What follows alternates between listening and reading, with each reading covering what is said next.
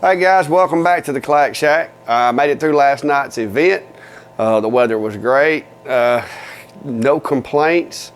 It was a bit of a conflicting night where I live because the University of Alabama was playing last night, so probably wasn't as busy as it could have been. But I got to see some new faces, meet some new folks. I had a bunch of younger laser entrepreneurs kind of hanging around my booth, watching the machine work. And that's, to me, guys, that's part of the draw of me doing events, is to interact with the little people. There was a couple little kids up there that really loved the laser. I wound up giving away more stuff to them, just showing them how it worked, than I sold to a lot of other people. But it was a good event. Got to see my friend May, got to see the folks from Rustic Relics, got to see So Charming, a few other folks that I know from the community that you may not be familiar with. But all in all, it was a good night. I've got back home, I've got everything put up, and I've did a little changing, guys. I know a lot of you are not gonna believe I've actually done this, but after, I don't know, a week or two of trial and error, I have made a decision. I have changed out my secondary laser to another machine, and if you stick around for a few minutes, I'll explain to you why and show you what I've done to make my now second machine even better. So stick around.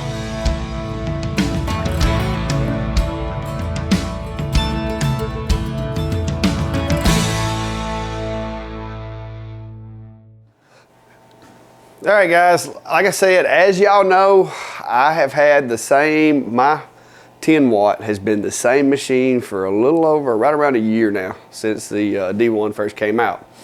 Well, my friends at Comgrow sent me a machine, and I got it in last week, and I've been playing with it and trying it out, and I went ahead and bit the bullet today, guys. I now have a complete Comgrow outfit in the secondary enclosure. This will be my engraving machine. This machine is a 10 watt, but now, guys, I don't understand it completely, but this Comgrow, I went ahead, I had the air assist kit that Comgrow had sent to me a while back. And just so you know, guys, that's why there's going to be the little thing up there saying product placement or whatever. But all this stuff was sent to me free from Comgrow, which if they hadn't sent it to me, I probably wouldn't have tried it, and I'm glad I did. And it's working out pretty well for me so far. But this Comgrow, guys, I'm just gonna give you a little backstory on it. I've got it burning some business cards right now because last night I ran it completely out of business cards again and was sitting there just trying to churn them out while I was there. It takes away from me being able to interact with the people that's wanting to buy stuff. And so I've decided that, for the next few days while I'm making videos, I'll be burning some business cards. I've also got a development for those of you that may already have a Comgrow Z1. If you've ever seen my jig kit that I make for my other machines, I now have one for the Comgrow Z1, of course, because I'm using it, and that's where my jig kits originated, was for my own necessity. So there is now a interchangeable jig kit for the Comgrow Z1. Now, on that, it's not the same old jig kit that everybody's used to. I had been playing with the design on the jig kit and wanting to change some things. There were some places where I felt like it needed a little more material than my original version, and I never changed the original version because it works and people had bought it. I had a lot of jigs made for it, and so I just kind of let that go. Well, with the Comgrow Z1 version, I went ahead and bit the bullet and have totally retooled the jig kit. Changed the locking teeth. I did a little bit of tweaking where the two pieces go together to tighten that up a little bit. If anything, the Comgrow version, you may actually have to lay it on the counter and bump it with your fist to get the two pieces to go together. I went ahead and relieved some of the tolerances in that and cut that thing out, and it's doing a good job. But anyway, guys, back to why I have decided to give my old 10 watt a break. Okay, this is a 10 watt machine. I had the air assist. I've got an air assist nozzle on it. I've got the pump. I've got everything. It's plumbed just like my other machine was. I've got the honeycomb from Comgrow that goes with it. And now I've got the Z1 sitting in there. And like I said, with the air assist on, guys, this thing's dropping 4.5 millimeter plywood in 2 passes. I can do it in 1 pass, but I have to go down to like 4 millimeters per second. And I just don't like going that slow. I'm afraid I'm gonna start a fire. But what I will do tonight is just to show you why and justify why I have swapped out the machine. And it may be because my other machine's getting some age on it or whatnot, but this machine currently is outperforming my original D1. So I decided that in its current state that it was time to kind of take it out. I'm still going to be using it for the stove covers because I've got everything set up for that machine on the stove covers, my jig panel, my jig kit and everything.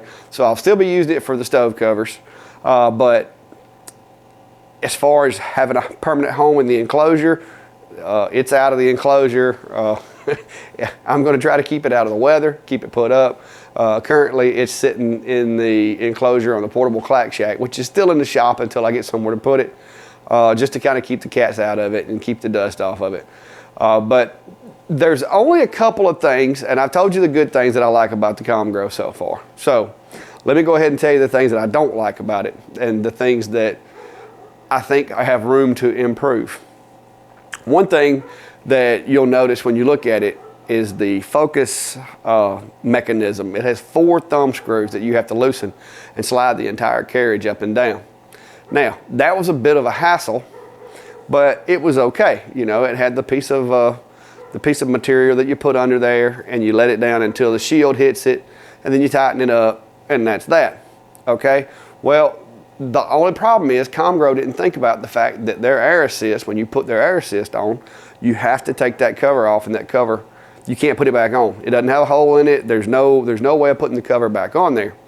So without that cover on there, how could you focus it using the little piece of material that you're supposed to rest the cover on? You couldn't. So what I had to do was I had to take the shield that goes with it, as well as the focal material that they send with the machine, and measured all of that, and I have built myself a little tool.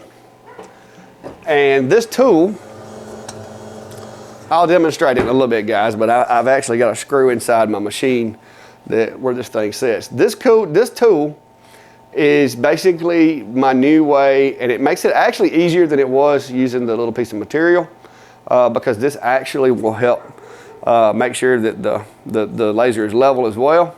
But I had to design me a tool to use to make sure everything was focused. And if you look right here, guys, I've got normal focus here, and then I've got focus deep. Okay, y'all know that just like with the newer machines, the newer pros, you have focus for cutting thin material and engraving, which gives you that really fine dot when you're engraving. But if you're really cutting thick material, like say if you're trying to cut something that you probably shouldn't be cutting, 6, 7, 8, 10 millimeters thick, you have to cheat down on the focus to get the focus into the center of the material. That way it doesn't deteriorate the thickness of the material. So you kind of aim for the center. So what I did, most of the time, any material that I'm going to be cutting is probably going to be up to, at the most, 9, 8 millimeters. I don't usually try to go any deeper than that if I can help. So what I did is I created my tool, and I went back and took a couple of millimeters, like basically took a couple of millimeters and dropped the focus maybe like 2 millimeters to cause that focus to penetrate 2 millimeters into the material. So it's kind of like using the secondary focus on my primary machine. And that'll work out to, I'm going to say it'll probably get me to like 6 millimeters. Anything lower than that, and I'll probably have to do another drop. But I'm not going to be doing that unless I'm just messing around showing you guys what this machine can do. So I made my focus tool, and this thing works much better. And so far, I've been running everything on normal focus. And just to double check and make sure that my measurements were accurate and all that, I have also taken, and I've got my machine set up to where my framing pointer is a 1% output. And so I fired the 1% output on the laser, and I've also taken and visually, you know, tried to get it to the most precise point that I could, locked it down and double checked to make sure that I was within pretty good tolerances of that position. And so far the tool works great. So I'm gonna do a little demonstrating on my tool, on the jig kit, and just kind of show you what this thing's doing, because guys, I was shocked. I really wasn't expecting this machine to be as powerful as it is. So stick around for a few minutes. I'm gonna set that up and show you the rest. All right guys, there it is, turning out some business cards for the Clack Shack. I've got my jig kit set up. I did get tired of that other camera I had in there, guys.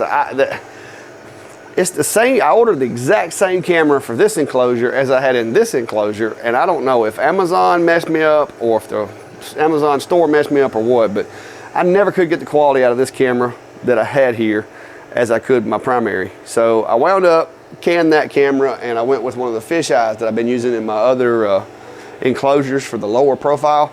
And I'm happy to report, guys, that even though it's a fisheye camera, once I calibrated this thing, it's working great even at this elevation.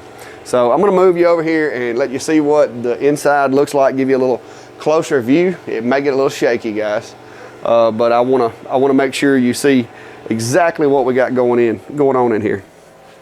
I can take the glasses off now that the laser has finished. But there's my jig, guys. There's my jig kit, and I think you might be able to see. Let me see if I can zoom you in here and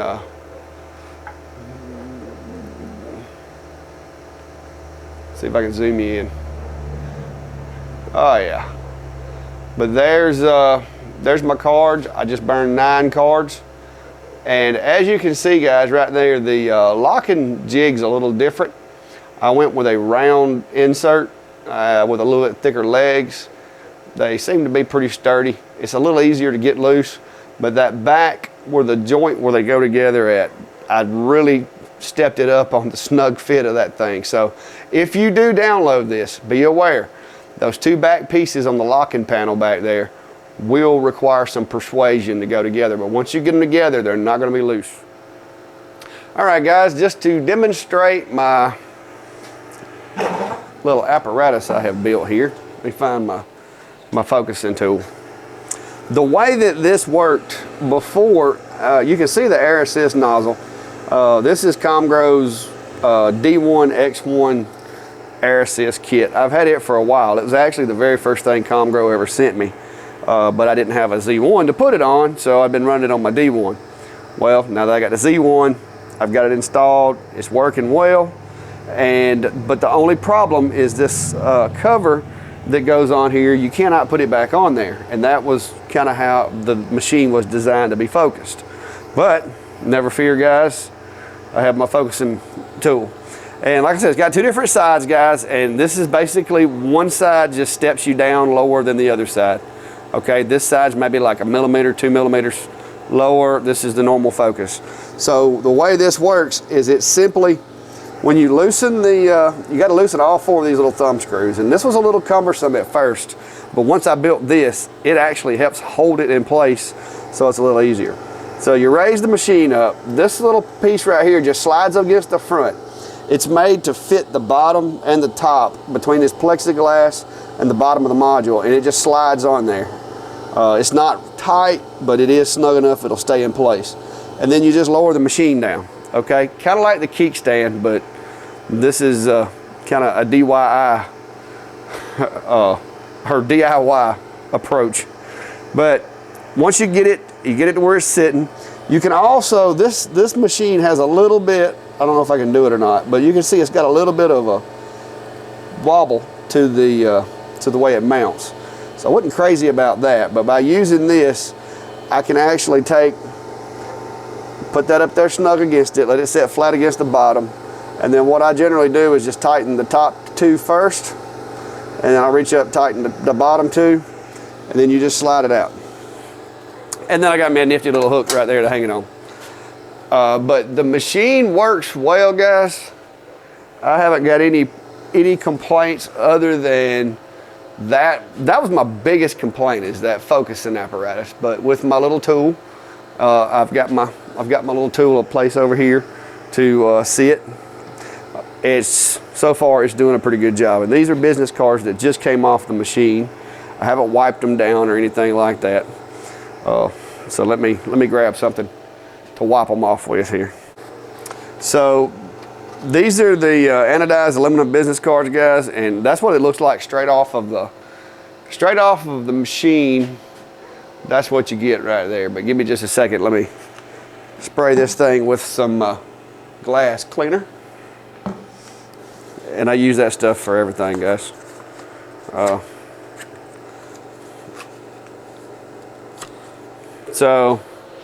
And there we go, right there, guys.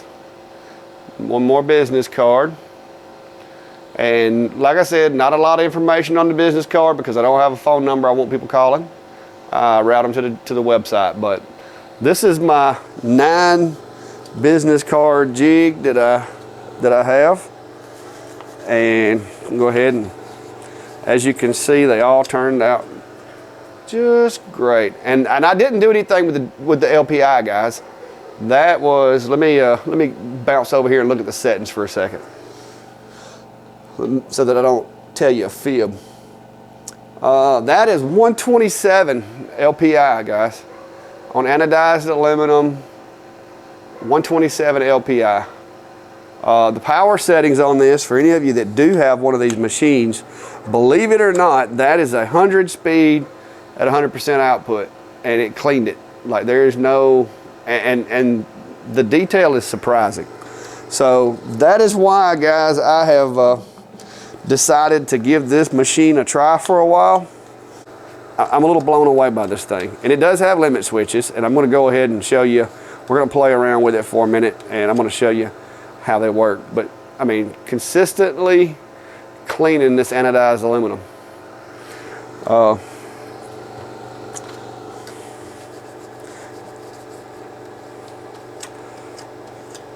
And I just made the jig tonight too. This is the same 9 card jig that I have already on Etsy. I just burn it to the panel. So that's but anyway, I'll quit boring you with the cards. I'm gonna go ahead and clean these guys up, and then I'm gonna load some wood and show you how it cuts. All right, guys, I got a piece of material in it, and I'm gonna go ahead and go with the normal focus. Just gonna confirm, make sure we're focused here. This plywood's got a little bit of a push to it right there, but as you can see, my little focusing tool slides right in there. You can do it from the side, but with the way these screws are, it kind of gets in the way. So I like just coming in straight from the front. But focus should be set right there. I'm gonna go ahead, I've got my camera installed. The one other thing, guys, that I meant to tell everybody about, and maybe my friends at Comgrow might want to address this, the only downside that I've seen so far, and I'm not sure if it's gonna be an issue, because it hasn't been so far as long as I stay within my work area, is the way the air assist goes on here. It will hit, the hose hits before it gets to a stop. So I'm hoping to stay off the rails and that not to be an issue, but that's one other disadvantage that I have found with the air assist. I looked at photos that Comgrow had about how it went together. I could not find any other way. Me personally, I would have liked to have seen maybe the air assist come in from the back and go up through the center of the machine here. Let me go ahead and get over here and show you. And I may attempt this. The only problem is this little bracket is not going to work. But what I may try to do, because this bracket on the back of this thing is fixed, so what I may try to do is take and turn the air nozzle around to the back right here and run it up through this void right here. We may even try that before this video's over, guys. But that's the only downside that I've seen so far, is with this being on the right side, as Comgrow had in their photos, it just seems like it's going to get in the way and cause some problems. But anyway, we're going to run it like that for right now. If I change it, I'll add that to the video. But I'm going to go ahead and home the machine. The machine does have limit switches, so it will stop when it gets to where it needs to be. All right, I'm gonna go ahead and frame that out. See how accurate my camera is. I've got it right over there by the corner.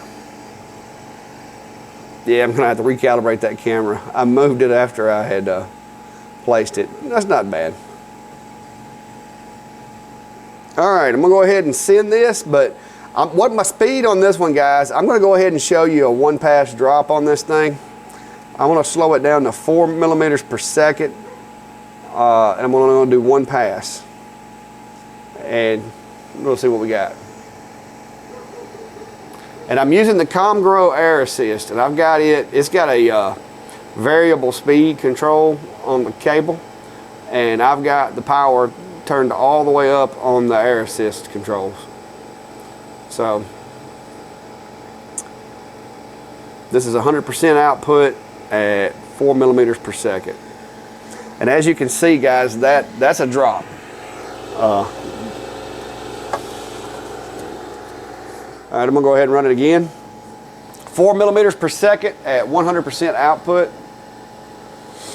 Full air assist, and this is the Comgrow Air Assist again. I haven't done anything to it. It's their compressor there. I did use some different hoses because I needed to add a hose to it, and I'd used all the hose on my other machines.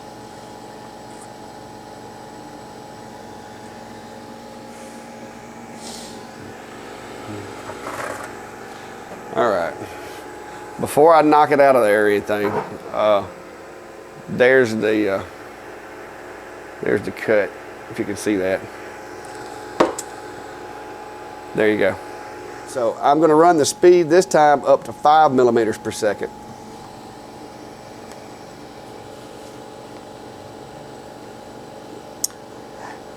From my experience, 5 millimeters per second, it'll do it on some sheets. Other sheets, it'll leave the little snags. But I would have to say probably about 75% at 5 millimeters per second. 75% of the wood I cut, I can get a drop. Okay, so that's 5 millimeters per second right there, guys. And here we go. Clean drop. All right, moving it up. Gonna go on up to 6 millimeters per second this round. Still at 100% power. Let me update my overlay where I can put this thing on the board.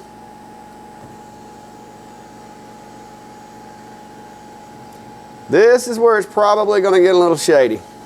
Unless this is a really good piece of the plywood, and I suspect it may have a snag or two on this one.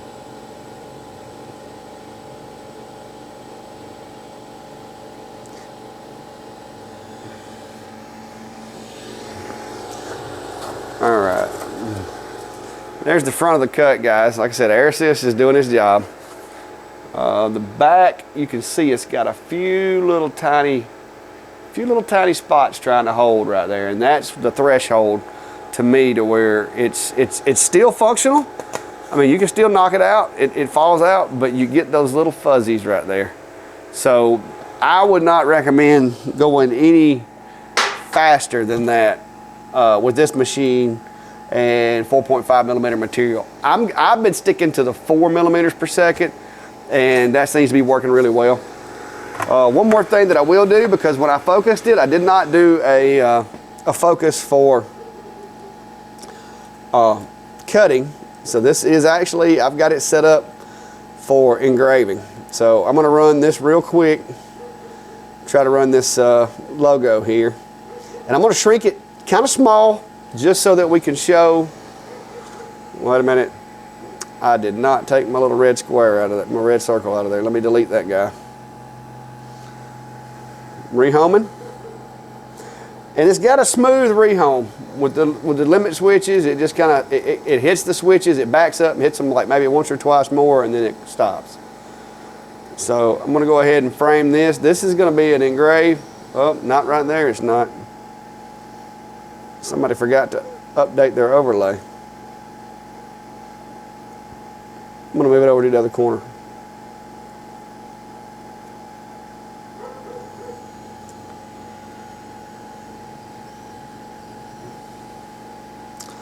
But the power I'm gonna run on this one is I'm gonna run this one at 100%, 100 speed at 100% output. I'm only running the LPI at 127, guys. That is all I've got it turned up to. So I'm gonna let this run for a few minutes, and as soon as it finishes, I'll check back with you guys. All right, it's wrapping up. I do have this machine programmed to return to the top left corner after a burn, and I do that because of jigs, because this machine by default homed here and would return here, but I've set it to go back here in this corner to get out of my way. It allows me to be able to get my jigs on and off and to be able to move my workpiece out without hitting the laser head. So if you have one of those, I strongly recommend that. But there's the engraving, guys, and that's 100% air right there. I mean, I've got the air assist turned all the way up, and I don't have any shadowing, none. That, guys, is why I have decided to run this as my 10 watt. See that? That is no shadowing. I mean, you can't even see the lines. So, and it could be that my other machine is just getting some age on it. I don't know. But all I know is currently, this is outperforming my other 10 watt. So, it's gonna replace it for a while. Okay, guys, my mind is not letting me run it with this air assist like this. So give me just a second. I'm gonna make this thing a little better than Comgrow intended it to be. So give me just a second. All right, guys, there it is. We have made it clactical. The only thing that I need now is if someone, Comgrow, could make that little clip to go in here somehow, or put me a couple of holes in there where I can put a zip tie. Well, zip tie wouldn't work because it needs to go up and down, but you get the picture. I need something to hold that in the center. But anyway, guys, I've got the focus reset. All I did is move the elbow off of the air assist around to the back. There's this void. It's probably close to an inch, 3/4 inch void right here. And I just run the hose down through there and reconnected it. In doing so, now I have the full use of the workspace without that hose or that fitting hitting. It won't hit on the right, doesn't hit on the left, and of course it will not hit on the front. And even if I were to go all the way to the back, the gantry bottoms out before it ever gets near the back of this. The hose sticks out maybe 1/4 of an inch past the back of that bracket. So I'm gonna go ahead and rehome this guy, and I'm gonna run another cut or two just to show that, because all I did, guys, was reroute the hose. I mean, I twisted the nozzle around to the back, moved the elbow around, and twisted the hose. So it shouldn't change the way it cuts. All it's going to do is make it look a little cleaner and get that thing out of the way. And so here we go. This is going to be at 5 millimeters per second, 100% output. And I'm running full air.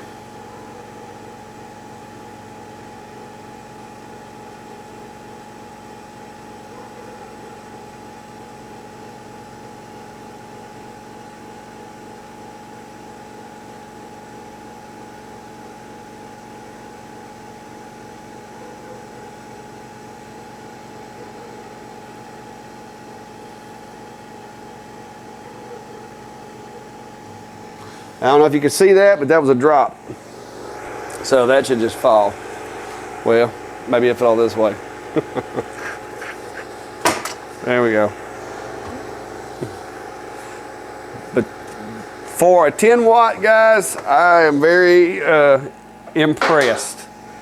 That's all I know to say. I have, like I said, I had no inclination that it was going to cut as well as it does. Slowing it down to 4 millimeters per second, which, like I said, 4 is probably where I would land, especially if I'm doing something that's real delicate. I would probably go ahead and run 4 just to make sure you get those clean drops. You can run it up to 5 or 6 and do more passes. But 4 has been giving me with this Luan. It's been consistently giving me clean drops. So I can't see, unless it was a knot or a big patch of glue or something like that in this stuff, I really can't see it needing any more passes. But if you wanted to be safe, you know, do 6 millimeters a second, run 2 passes, and that should get you through there. With the honeycomb and the air assist, this 4 millimeters per second is working pretty well. Let's see if it falls out. Yeah, it moved. There you go, guys. One cut, 1 pass with a 10 watt. That's pretty impressive. Pretty impressive, I might say. All right, guys, thanks for stopping by. Like I said, I spent about half the day engineering the new jig kit for the Comgrow, and the other half of the day putting all my stuff up from last night, making sure everything was clean, getting everything back in service. But I just wanted to share this with you guys. I know I have been a long time, my other machine's been with me a long time, and like I said, maybe the power on it is just deteriorating from use or whatnot. Let me know, guys. I mean, if you have a 10 watt 4.5 inch Luan, the stuff that everybody says doesn't cut good. I mean, this is big box Luan. This isn't basswood. This isn't hobby wood that you buy. This is 1/4 inch Luan from the big box stores that I rip into 16 by 16s. The fact that it's dropping it in one cut and it's doing as clean of a job as it is pretty amazing to me. And the engraving that I was able to get out of it with running air assist, and as clean and as detailed as that is, that's pretty good. So I'm definitely going to be running this thing for a while. Like I said, I've still got other options. I have another 10 watt machine over there, other than the one I usually use. But the problem with it is it doesn't have air assist connector on it at all. And even though it cuts really well, I want to be able to run my air assist and try to get that extra little bit. And I feel like air assist also helps keep the flames down, because I've been experimenting with another machine that I have here, and if you go too slow, it wants to start a fire. So, and I'm constantly trying, like I'm blowing out birthday candles, trying to get this thing dialed in, and I don't want to discredit the machine. It's not the machine's fault. I'm having to learn it. It's a little different than what I'm used to, but I got this guy, got it connected to Lightburn, and so far so good. Like I said, guys, if you're interested in the jig kit for it, give me a little bit, because I'm going to have to get everything packed up, and I've got to finish a few panels. Right now, all I have currently, only panels that I have made up is the large jig panel that I made the business cars out of. I've got a medium, which is about half of this one, and I went ahead and did a small. I don't know why you would want to do a small one unless you were doing pencils or something, but I went ahead and did a small, throw it in the pack. It wasn't that big of an ordeal. And I did of course I got to have a squaring jig, because when I'm doing engraves on square things, I like to have a squaring jig. And this one here should allow you to do pretty good size pieces of equipment. You'll notice, like I said, I kind of changed the way the teeth are. These are a little sturdier on both ends, and those sharp edges from the square, these seem to release a little bit better. So I'm still making sure I've got all the bugs worked out of it. It was a little tight getting this on and off the first time or two, but it's gotten to the point now to where it snaps on and snaps off relatively easy, but it stays in there good and snug. And of course you can flip this guy either way and it'll fit. So anyway, guys, I appreciate you stopping by. I appreciate everybody that was taking up for me last night on that failed attempt at a live that I did, which I guess it wasn't a failed attempt. It was a live video. It just might not have been a very good live video. But I've got a meeting coming up this week with May and a few other folks, and we're going to try to come up with some things that we can do here in the community to try to better our community and help promote some of the small businesses in town. So I'm looking forward to that, but it's gonna be a busy week, guys. I'm gonna try to get out here and work with you, and I've still got my eye on doing canvas with this thing, especially after the results that I'm getting on wood. I really wanna see what this thing can do to a canvas. So stay tuned, and that video will be here before you know it. Have a good day.